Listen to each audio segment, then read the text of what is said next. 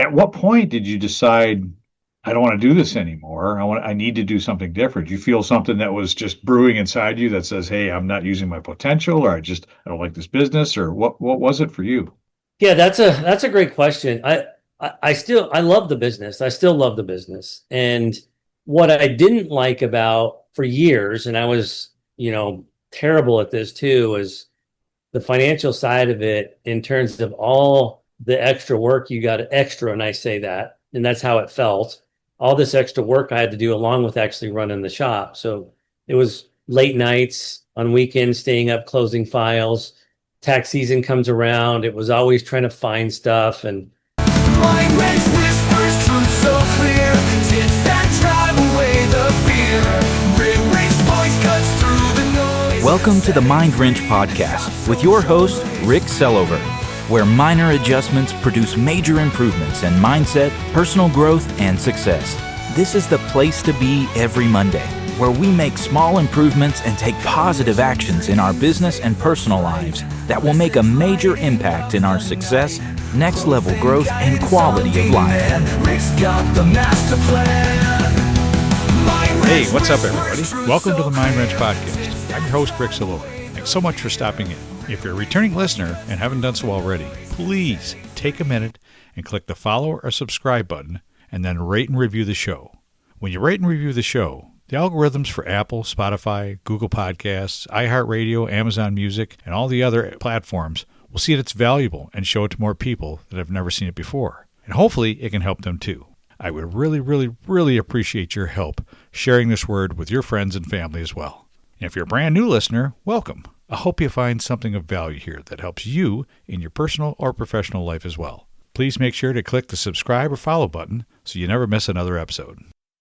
If you've been listening to the show for a while, or been on the receiving end of my daily quote of the day emails, or maybe just catch my posts on Facebook or LinkedIn, you know I'm all about the quotes, right? If you'd like to start receiving my quote of the day emails, there's a link in the show notes to sign up. It's free and you can unsubscribe at any time. Recently, while attending the Axel Nobel CIEE conference and trade show in Orange, California, I was fortunate enough to meet this week's special guest. And after learning of the highly valuable and unique business that he's launched, I really wanted to share this with all of you. Sometimes you just meet somebody and within 5 minutes you go, this person gets it. Bill's one of those guys, right? This week, my special guest has gone from humble beginnings as a technician, starting his own shop, to MSO growth and even international shop ownership, and is now providing financial fitness for the collision industry.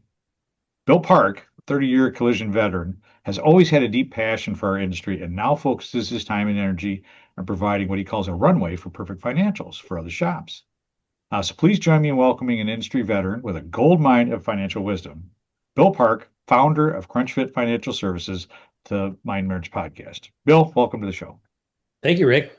You're welcome. Appreciate the kind introduction. Yeah, and it's certainly been a long journey for sure to get here, but it's definitely been enjoyable. I've really enjoyed being in the industry, in the body shop business, from fixing cars myself, to growing a company and now sort of bringing all that together into really a business where body shop owners can have a trusted ear. Like they can actually have a conversation with myself and our team. And all we do is live, breathe, and service body shops. I think it was, I didn't realize the gap that was missing in the industry, to be honest. And it's very significant. And everybody I speak with regarding financials, everybody has a CPA. Everybody does books to some extent. However, the majority of people have problems. And I just don't think they've really had a resource to help solve those problems. So we hope we can be that resource for them. Absolutely.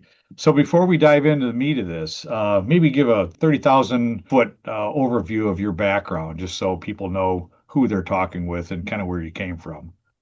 Sure. Yeah, I painted my first car when I was 15.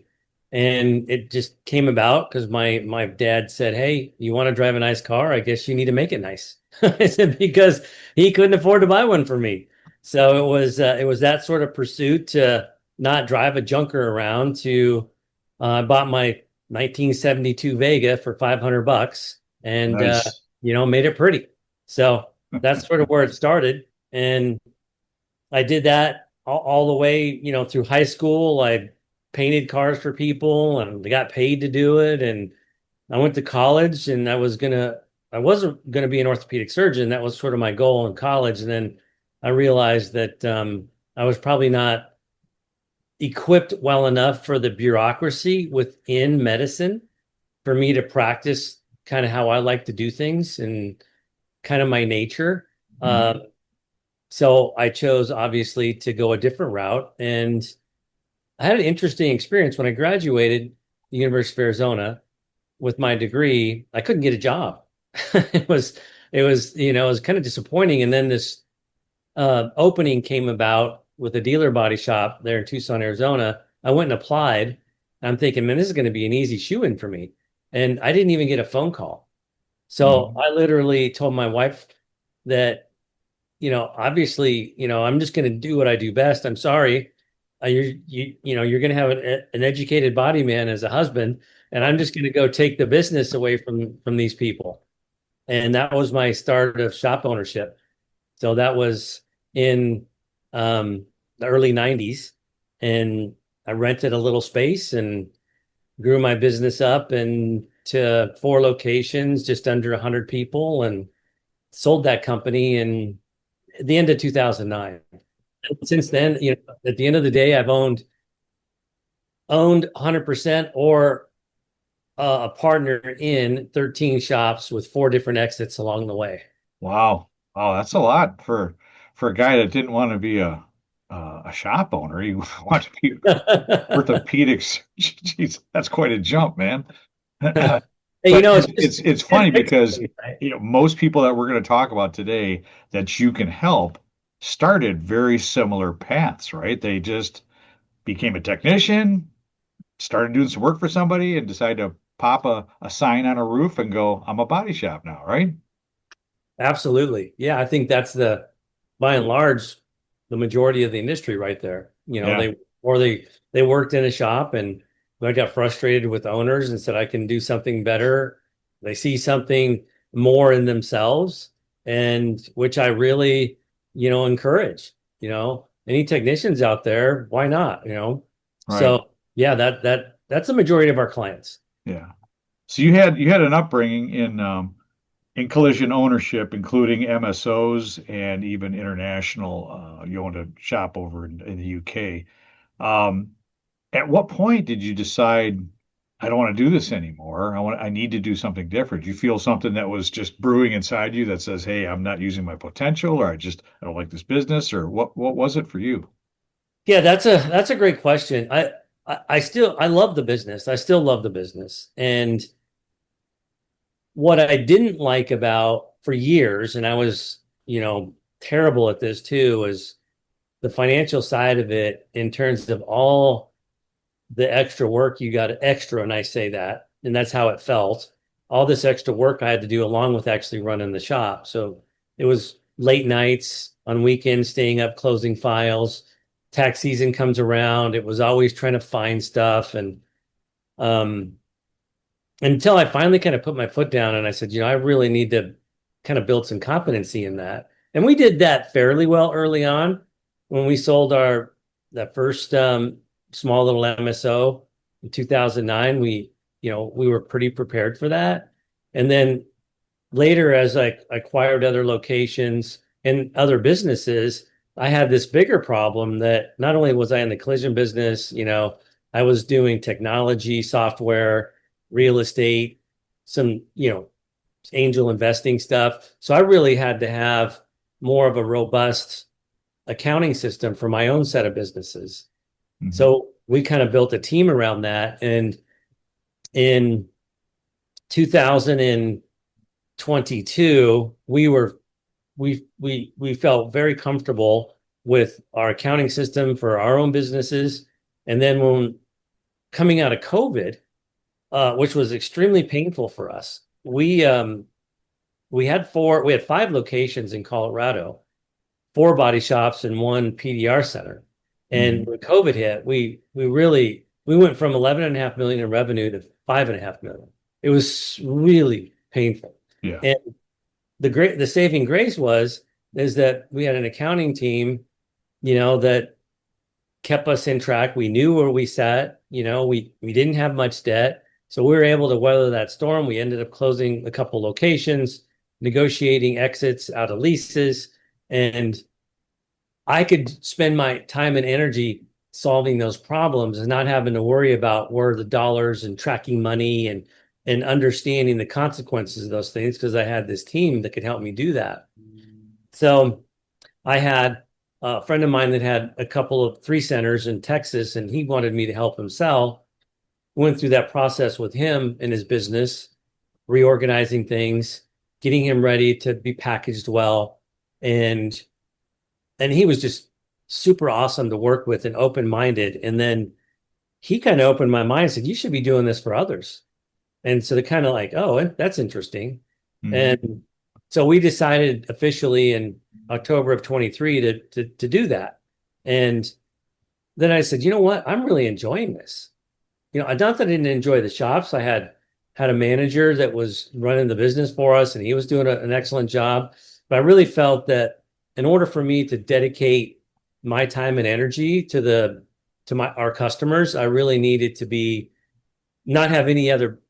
I need that to be my main focus. Right. So we had an offer to sell, and we sold our shops, and then now we're obviously transitioned into Crunchit Financial Services. So really happy about that move, and I really enjoy helping shop owners do what they love doing and not have to worry about their numbers, because I know how important that was for me when I went through those stages. And if I can help another shop owner get there and be that resource to them where they can pick up the phone and call me about any question, I may not have I'm sure I won't have all the answers, but I can definitely be a solid resource for them, problem-solving resource, brainstorming. And if I don't know the answer, I probably know somebody that does. Well, that's awesome. And it's funny how the universe could pull you in the direction you really need to go sometimes, right? So you found now you're doing something actually you enjoy and you're good at and you're getting better at, and it is a huge hole in this industry, the whole financial fitness piece of this.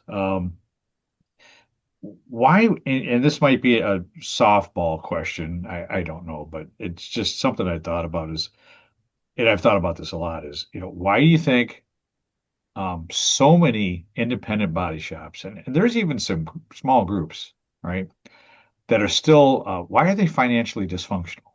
And I don't mean to use the word dysfunctional, callously. It's just, I've worked with a couple shops as a coach, and it's like, wow, some of these people don't even know what a P&L is. They ask their CPA, right? So, I mean, what do you think are the main contributors to why a shop will end up financially dysfunctional, and how can they prevent that? That is the $1 million question, Rick. But I'll give you. Glad I asked that early. Yeah, I'll give you what I believe is contributing to that to some extent. Okay. I think it's a couple of things. I think one, it is we, as human beings, business owners, entrepreneurs, we hire a certified public accountant, right? And that certified public accountant comes with credentials. It comes with sort of an innate, I trust this person's going to do things for me well. And they feel that that's the best choice, right? That is what you do. And if they already have that, they're in their best situation. And I think that's a part of it. But I think you know where I'm going with this, that's a very small part of it. And the fact that the CPAs actually do a crappy job. Right? Sorry for any CPAs listening out there. If you do a great job, great for you. But all your other 95% don't. They're lazy. I shouldn't say they're lazy. The system of being a CPA and a tax filer turns into being a puppy mill, in my opinion. Yeah. And this is the question that I challenge most people with. or shop owners, I said, just ask your CPA how many tax returns they file a year. Okay, and they're going to give you an answer. Mhm. And then whatever that answer is, it's likely going to be in the hundreds Yeah. and maybe the thousands.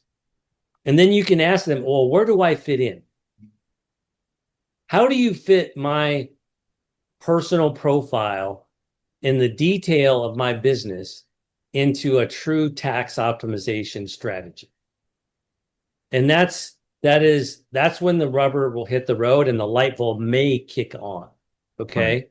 So I think there's a combination of they believe that they're being properly represented. And because they believe they're properly represented, they default to what's easy for them every day, which is to look at their bank balance. Right. And if their bank balance is okay and they're still buying the stuff they want to buy, right? Then what's the problem? Right. Is it safe to say that CPAs, for the most part, really don't know how different collision business is? I mean, there's so many different profit centers within a collision industry or within a collision shop, and I don't know. I've got a tax guy, CPA, and I've talked about collision before, and they're like, yeah, I don't know how those guys run those shops. There's income coming from different areas and different ways of paying people, and I think it's confusing to them. And I don't think that's a solid, yes or no business where yes, I can do the your CPA work, or no, I can't. It's like somewhere in the gray area, right? Well, think about the CPA's job. Primarily, it's to prepare taxes and file tax returns. That's what they do. So what does that mean? That means that their world, they're going to file a cash basis tax return. That's what they're looking for. That means that everything they do is going to be in the spirit of filing the cash basis tax return, which is actually what happens. But what they should be saying is, no, you have to run your business on an accrual-based accounting system, and then we'll do a cash basis conversion for filing tax purposes. And now, with an accrual-based accounting system, shop owners now have actionable financials where they can understand cash flow, they can understand debt, assets, liabilities. Their balance sheet is way more important in terms of the financial health of their business. It tells a story. And when you do accrual, work in process adjustments, customer deposit adjustments, you do all those things like a proper accrual system does, then now you have monthly financials that make sense relative to your productivity and your cash.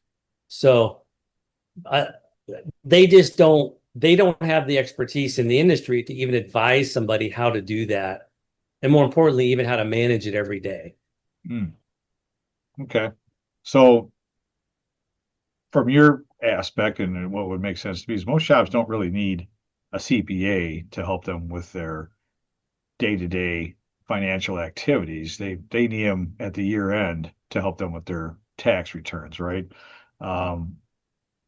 Somebody needs probably more of a financial advisor during the course of a year, right? To help them make the right strategies, make the right moves, not screw something up in the middle of the year that they can't recover from. Some of the things that you fulfill for them, right?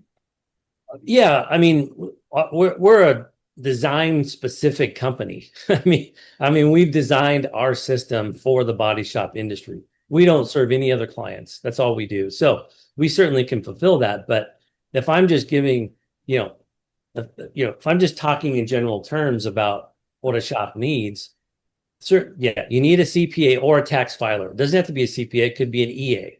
And oftentimes an EA is a better solution than a CPA because EAs, that's all they do is file taxes. If you're in a CPA firm, they're likely to have an EA do it anyways, and they're just signing the return. So they need a tax filing for sure. But really, in any business, what you need is really robust bookkeeping behaviors. You need daily, weekly, monthly bookkeeping process. And then when you organize your income and your expenses and your capital expenditures in that way, actually tax planning and tax filing becomes pretty easy. If you're looking for a competitive edge for your business or a more effective jumpstart to your personal development, I'll make your first step super simple. It is a fact that an incredible number of the most successful business owners, nearly half of the Fortune 500 companies, top earning professional athletes, entertainers, and industry leaders like Microsoft's Bill Gates, former President Bill Clinton, Oprah Winfrey, Richard Branson, Amazon's Jeff Bezos, and Salesforce Mark Benioff all have one thing in common. They all have at least one coach, and some have several, that they work with on a consistent basis. Someone that helps guide, mentor, and support them, challenge them, help them set and achieve goals that move them forward, and then hold them accountable to follow through, driving personal and professional growth. Working with a coach has many substantial benefits. Just for an example, 80% of coaching clients report improved self-esteem or self-confidence thanks to coaching. 99% of individuals and companies that hire a coach report being very satisfied, and 96% would do it again.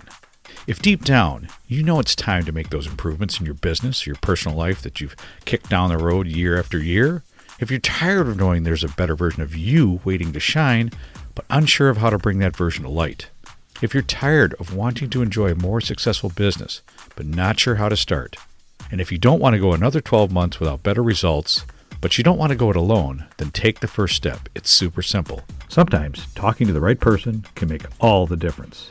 Go to www.rickslover.com/contact, and I'll set you up with a free consultation call with me to see if one-on-one coaching is right for you. So let's just say I've got a customer that has been using a CPA for years, and yet they've got no financial fitness to them. And they decide they want to do something different. Maybe they got some upcoming moves they want to make. Maybe they want to buy another shop, or maybe they want to expand, or just, do an addition, something as simple as an addition. How would Crunchit come in and fill the gap for what the lack of knowledge and where they need to be? And how does that work for you? I mean, what's their first step? The first step, I can use a house analogy, or I'll just stick with actually the fixing a car, because that's kind of how we design our system anyways. Okay. So what is the typical first step when you're doing a car repair? Pull it in and tear it down and do a blueprint, right? Exactly.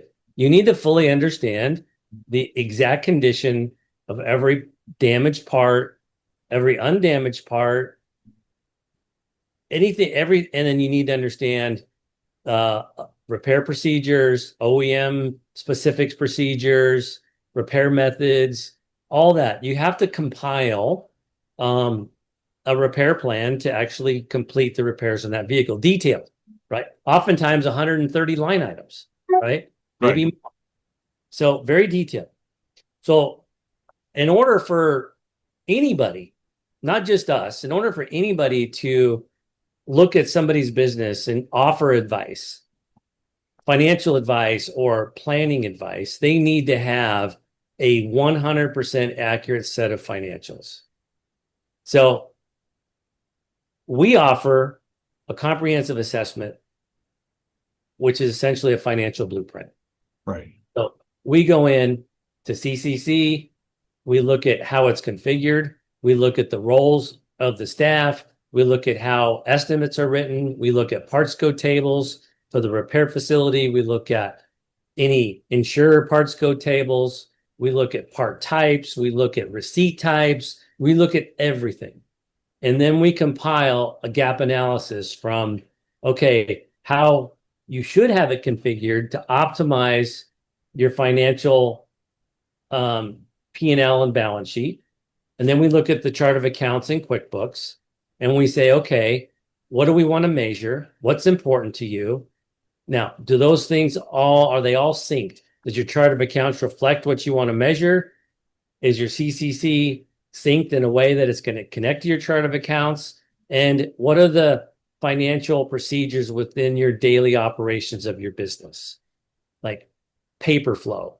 We want to understand how you handle every piece of paper in your business. So when somebody pays a deductible or pays your bill, how does that work? when an invoice comes in from a parts vendor, how does that work? When an invoice comes in from a sublet vendor, how does that work? When you return a part, how does that work?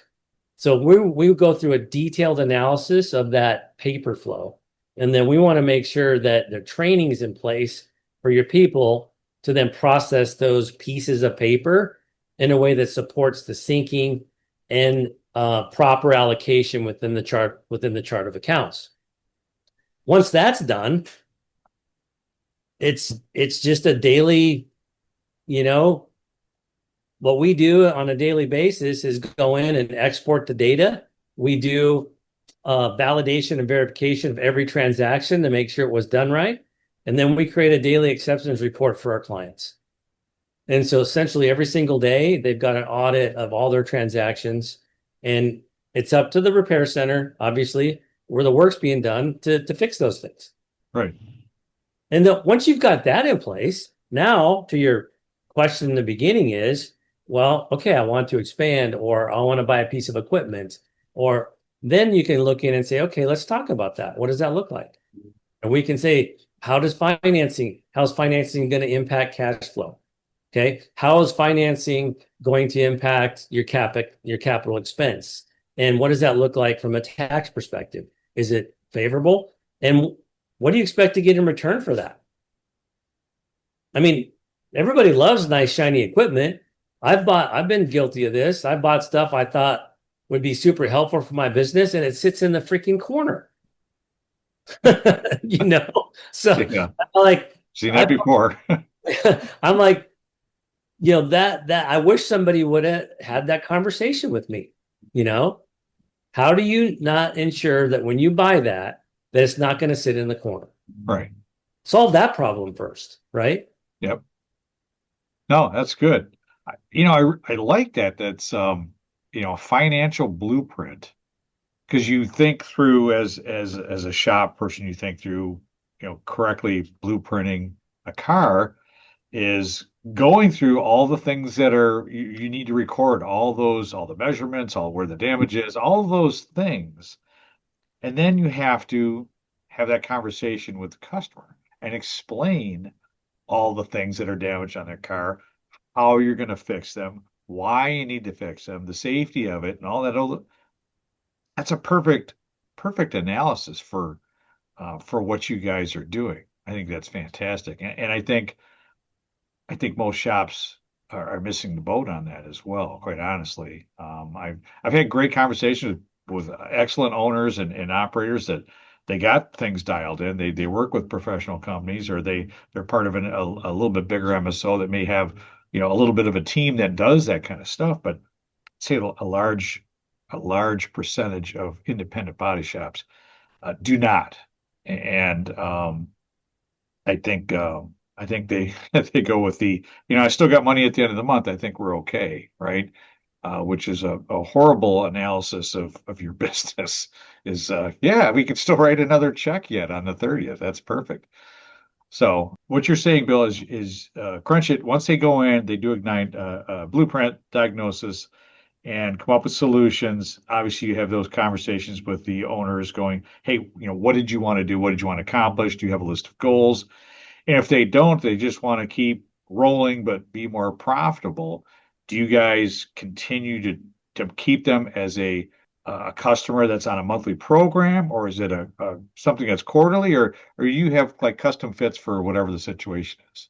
Yeah, we have an a la carte system, and we're happy to do whatever a customer needs at whatever level they want. If they just want their books cleaned up and they just want it cleaned up, and then they're going to take it and do the daily bookkeeping, fine. We can certainly do that.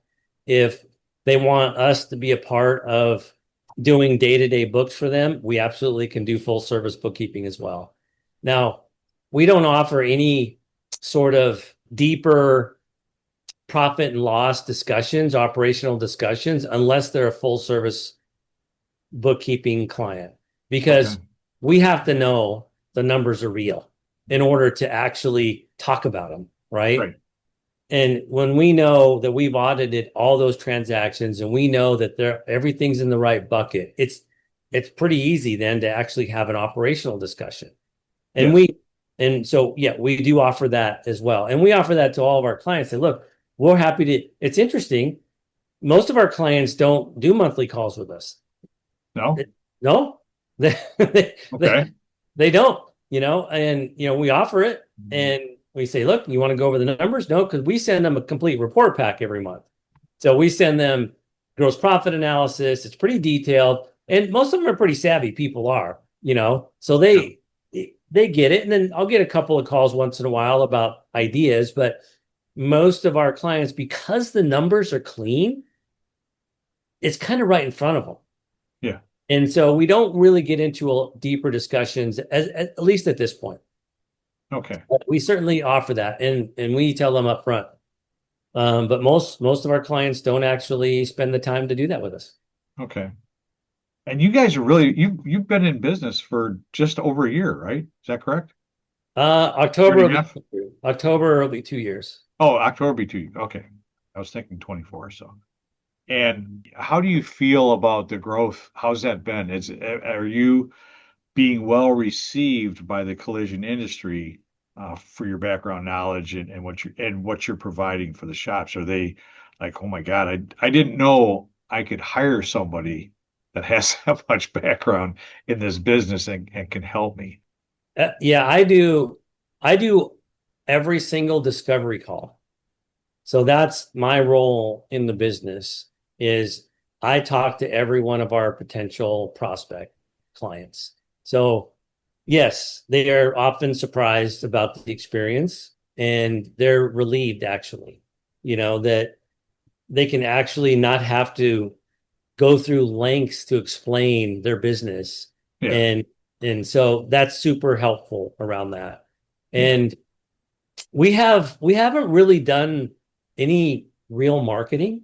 So and we're growing quite well. We've got a little bit of a backlog right now. I feel like we got we got work in process. Excellent.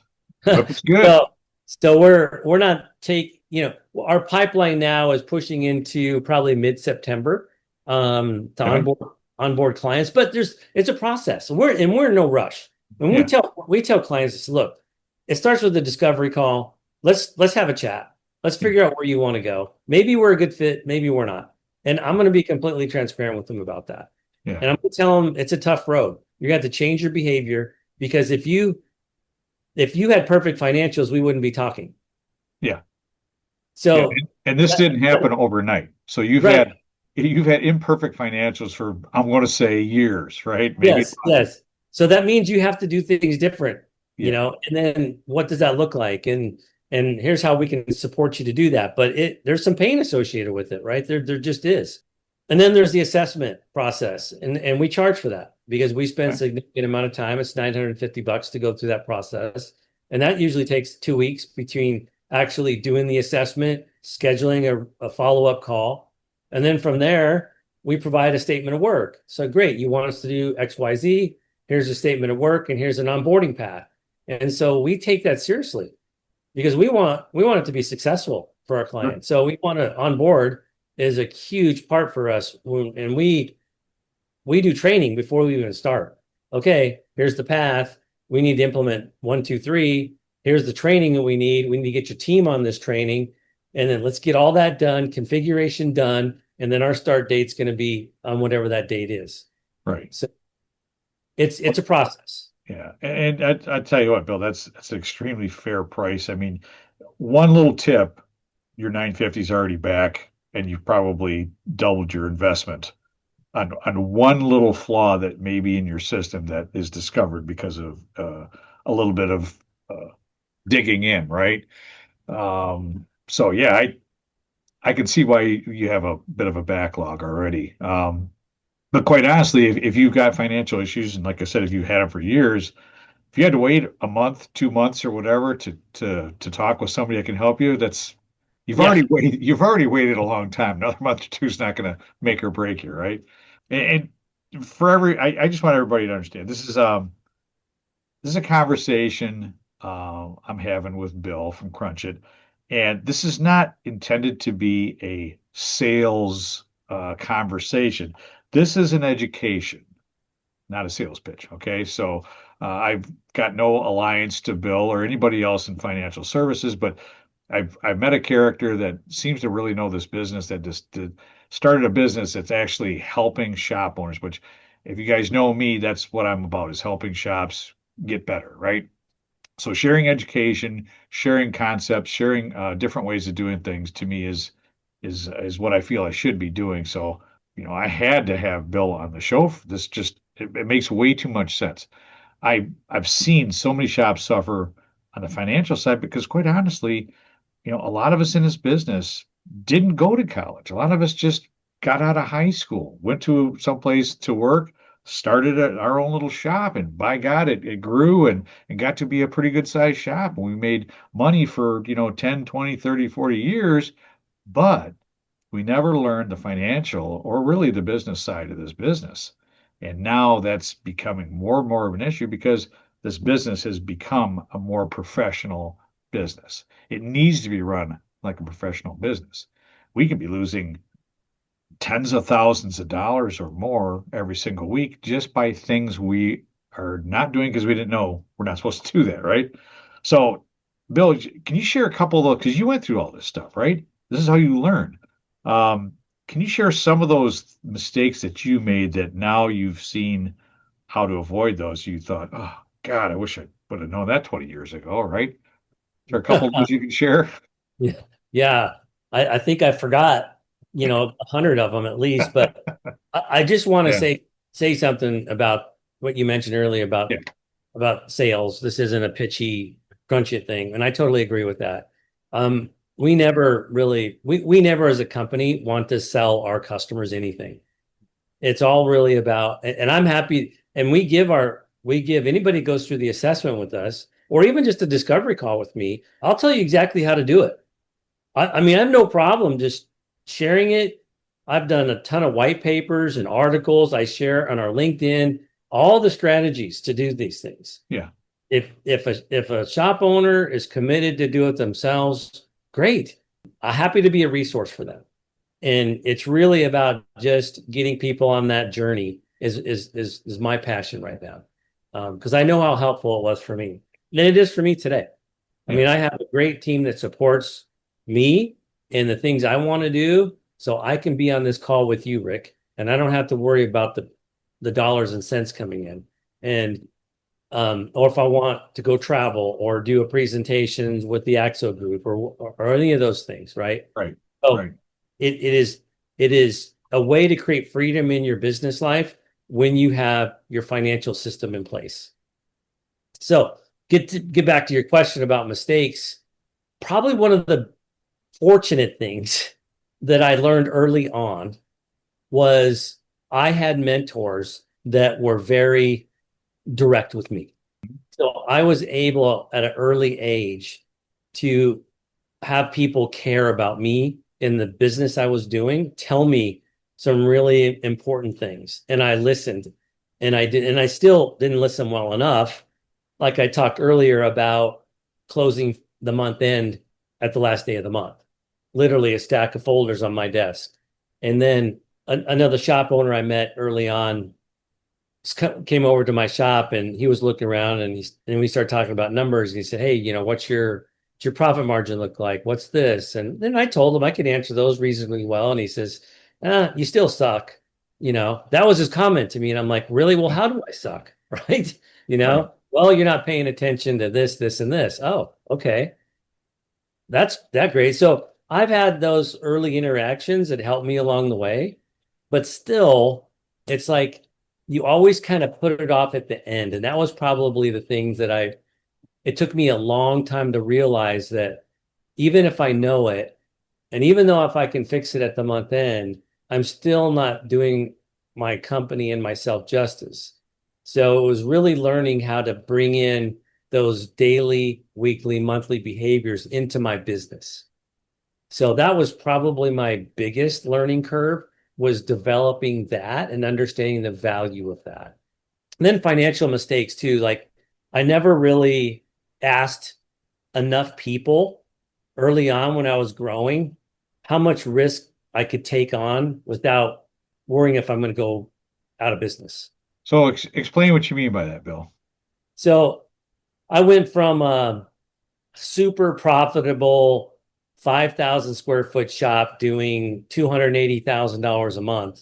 Now you can run the numbers. Now this was back in the early 2000s. Okay. Okay. To buying 4 acres and building a 27,000 square foot shop. And which was good. It worked out, but Yeah. man, it was tough. Little tight, was it? It was a little tight. And the money that I was making, I wasn't making anymore. Yeah. So it was a really quick education. And I really wish I would have had the foresight to pull some more mature business people in my life at that time and challenge my assumptions and my drive. Yeah, it helps to get input from other people when you're making those kind of decisions. I know it's I think a lot of shops it's more gut driven or maybe ego driven. It's like, hey, we're doing pretty good. I think we can build another shop.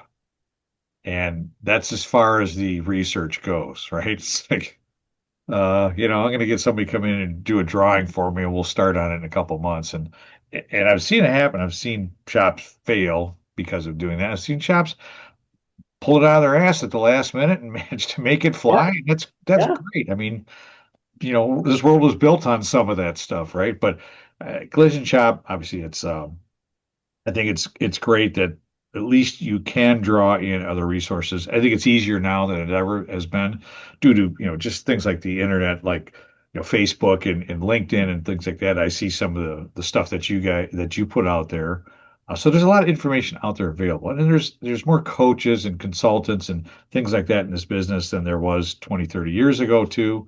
So there is more resources, but you have to actively look for those people. You have to contact them. You have to ask for their help. You can't just hope to God that they stop by your place one day, knock on your door, and go, hey, can I interest you in what I do here? Can I help you out?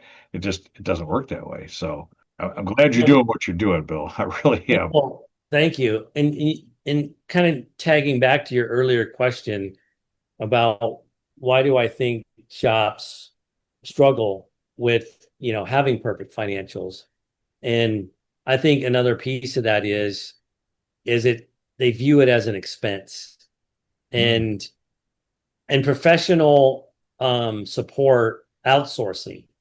Let's just call it outsourcing. Whether you're outsourcing tax fulfillment, whether you're outsourcing ADAS services or mechanical work, whatever. Outsourcing is outsourcing, right? So I think business mindset, when you look at successful companies, they outsource. Their outsourcing plan is robust. In other words, they're focused on the things they do best. They outsource the things they don't do best. And they're willing to pay for that. And I think that's another part of being a small business owner it's tough for people to swallow, right? But you have to be willing to pay for that support. And I think that's the struggle for shop owners. Yeah, there's something I learned probably about 4 or 5 years ago. And I was listening to something from Tony Robbins, and one of the other people that he teaches some things with it. And he had a great saying. He says, sometimes you don't always have to know the how when you're trying to figure something out. It's more important that you find the who. And that's the person that you can hire to fix that one thing that you're not sure about or you don't know how to do that. I mean, we all like to think that we're great at whatever we try to do, right? Yeah. Just, try doing a home improvement once and you'll find out how many things that you're not really great at. But, this business is not that different. Is sometimes it makes a lot more sense to find someone like yourself, someone that's really good with ADAS. It may have systems out there that they built for other people and they've already got success. So you just want to hire them in and rather than try to do it yourself. Financial or just coaching. There's a lot of shops out there that could use coaching, and there's several of us out there now that do that, and it's extremely beneficial. You put your ego aside for a minute and you go, hey, if this person knows how to get me from point A to point B better than I do, faster than I do, cheaper than I do, I think I should probably listen to that person. And if I got to pay him, I'll pay him, Pay for speed, man. Pay for speed. Yeah, no, absolutely. I mean, I do it. I mean, I do it. I shifted that mindset, quite a few years ago, where literally, if I can't think about the solution, like if it doesn't come off the top of my head and I don't have a clear path to it, I'm finding somebody that does. Yeah. Because I know what it takes for me to solve the problem. If I don't know, it's going to be a lot of work. And I'm going to make mistakes. I don't want to make mistakes anymore. I mean, so I have a tax advisor, and we have a tax mitigation meeting often, and so I pay for that service. It's not free. And yet he also does my taxes. So it's like, you have to get into where, okay, if I spend $15,000 a year on tax advisory, seems like a lot of money, but oh crap, you know what? I saved $187,000 last year. Oh, that's a no-brainer, right? And you ask, and I think this is another component of that. It's like, not all CPAs, tax advisors, are cut from the same cloth, right? Just like there's this idea of a fiduciary. And I think you're aware of what that means. Yep. There's only like 2.5% of financial advisors are actual true fiduciaries. Right. So if you really want a person that knows their stuff, you then hire a fiduciary. And those are the other things. I think Tony Robbins actually talks about that pretty greatly in one of his books. Yeah, I read his book, his money book. Huge, thick book. Yeah. It took me forever, but yeah, that was one of the key things was not every financial investor or financial advisor is a fiduciary. Right. A massive difference in what they do for you, right? So massive difference. Yeah. And there's just a lot of crap online too that's just not accurate. I just did a recent article. It'll come out this week on LinkedIn about the SALT rule. Are you familiar with the SALT rule? No. So essentially, it's if you pay income tax, if you're in a state that pays income tax, well, there's actually, you take your whatever you paid in income tax, and then you can get a credit against your federal tax. So we'll use let's say $200,000 income. So if you pay $10,000 in state tax, but your income's $200,000, well, you can deduct the $10,000 and lower your taxable income on the federal level to $190 because you never got the money. It went to the state taxes. And that also includes property taxes, vehicle registration taxes, any of those state-related taxes. You can actually use those to offset and lower your federal tax return dollars. Really? Now, oh yeah. Never heard of that. There's 36 states, and then there's a PTET rule. And I don't know all the acronyms. I just know what they do. So this PET rule, now this is a beautiful thing for body shop owners. If you're a body shop owner and you can do the same thing, and you can pay your state tax through your business. And you can take a business deduction for that. That then goes down into your credit for your federal offset. So you do two things. You lower your income from your business because you pay taxes, which is a legitimate deduction. And secondly, you lower your adjusted gross on the credit side for your personal return for your federal taxes.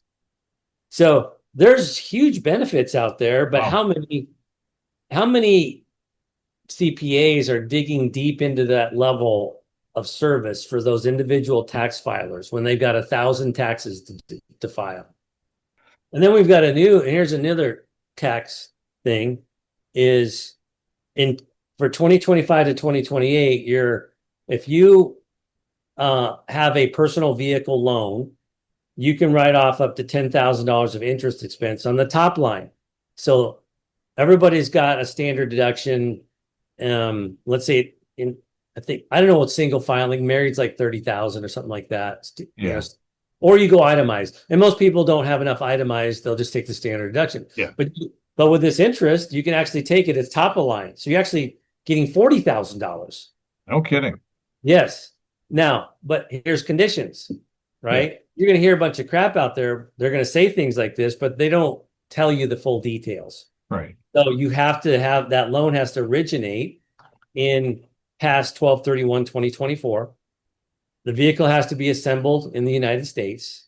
There's Yeah, conditions, little right? things you have to little boxes you have to check, right? That's might be difficult. Yes.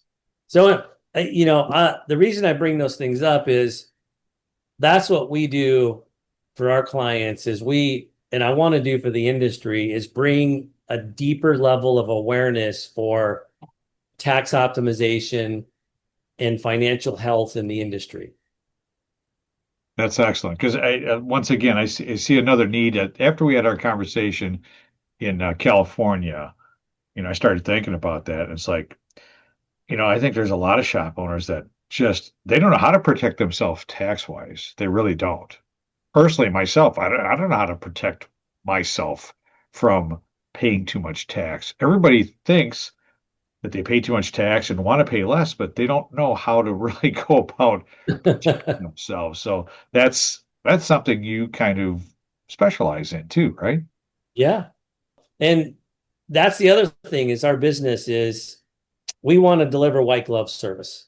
That's it. I'm fully that's what we're about. We're not interested in having 1,000 customers. We're not interested in even having probably 100, maybe not even that. Yeah. Maybe it just depends. If we can keep our white glove service, maybe. But it's really about white glove service for me and maintaining that and getting to a size to where we can continue to do that at somewhat of scale. Because I am a businessman and I like growing a company and delivering service to a lot of people. Right. So quality over quantity, but if you do it right and you get your systems in place, then it's scalable, just like a good MSO, right? Yes, correct. Excellent. Listen, before we go here, because I know we're running down the clock here, and this has been a great conversation. I really appreciate you sharing everything you're sharing today. If you had to give a couple of key takeaways for those listening today or that might hear this, a month or 2 months or 6 months from now, because podcasts live forever in the internet, right? What would be your top 2 to 3 takeaways? If you don't do anything else, do these couple things, and you'll get some relief from doing the same old thing and getting the same old results. Yeah, I think thanks for giving me the time to be here today. Sure. I really appreciate, the things that we've been chatting about. And if I had to sort of hit this with a simple stick and give somebody straight up, this is going to be the biggest bang for your buck.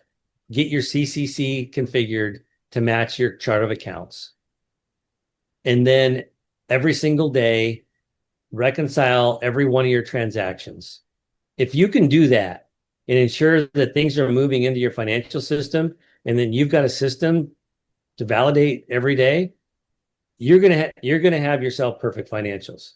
It'll just happen if you have that daily discipline to do that.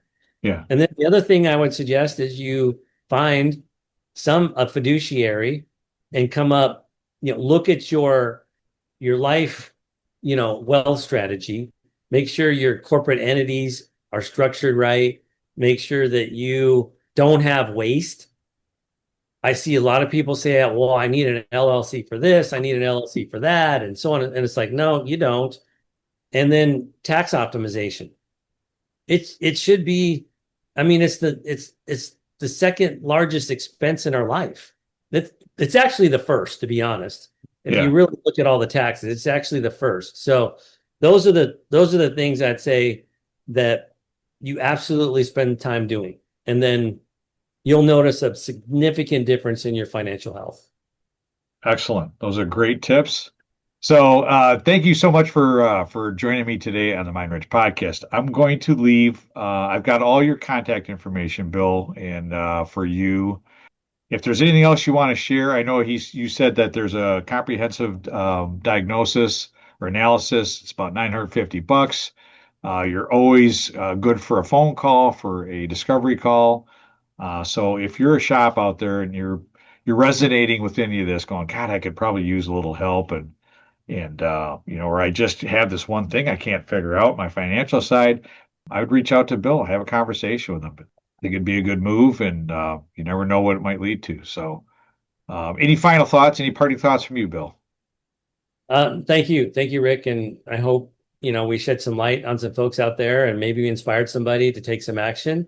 And if you go to our website at www.crunchitfs.com, www.crunchitfs.com, and schedule a discovery call that goes directly to my calendar. So that's probably the easiest way to get a hold of me. Book it on my calendar, and I'm open to chat about anything.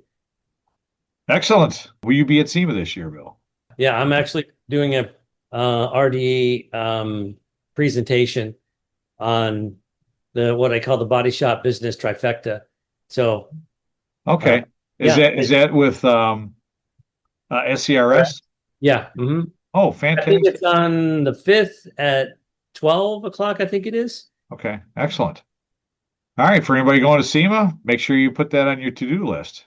That way you can see Bill, and then in between all the other million things there is to do at SEMA, it's good because I tell you what, SCRS has had fantastic education series the last several years, and that's, to me, that's always an exciting part of going. So I agree. Totally agree.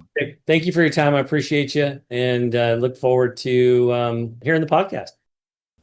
Well, that's all I had for you today. Thanks again for tuning in. I really appreciate your support, and I hope you have a great week. I can always be reached at www.ricksillover.com, where you can find all my social media links, podcast episodes, blog posts, and much more. Mind Rich